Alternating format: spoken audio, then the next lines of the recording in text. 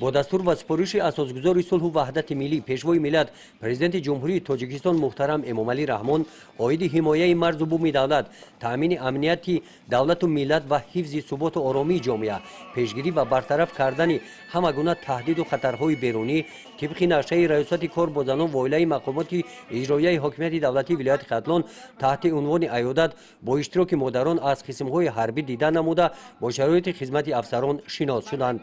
در ناحیه به نام میر سید علی حمدانی در قسم سرحدی قشون‌های سرحدی کمیته دولتی امنیت جمهوری تاجیکستان مادران با دسترخوان ایدانه تشریف آوردند.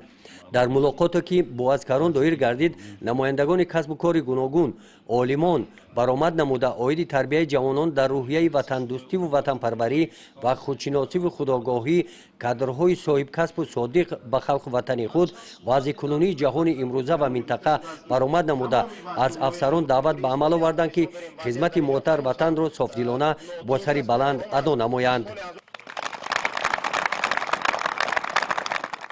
سپس اشتراکچیان چاره‌بینی از کتابخانه قسم سرحدی دیدن نمودند.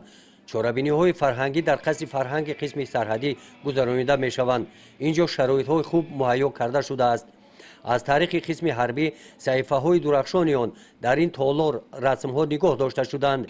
مدت 3 سال است که با یکجایگی مادران و جوانان و فرهنگ در قسم‌های نظامی با خلو صحبت‌ها گذرانده ایستاده ایم.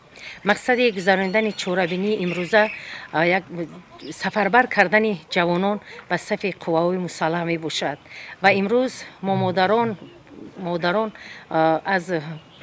از شرایط زندگی افسران دیده نموده زندگی شرایط افسران بسیار خوب است.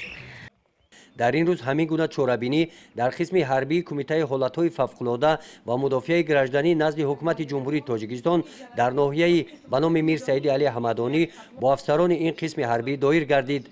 بعد ملاقات با افسران مهمانان از شرایط قسم حربی و جای خواب سربازان شناس شدند.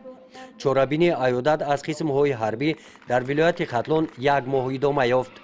گزارش خواجه نظریف خدای نظر ظهوروف از ناحیه به نام میر سید علی حمدانی برای برنامه اطلاعاتی نوید.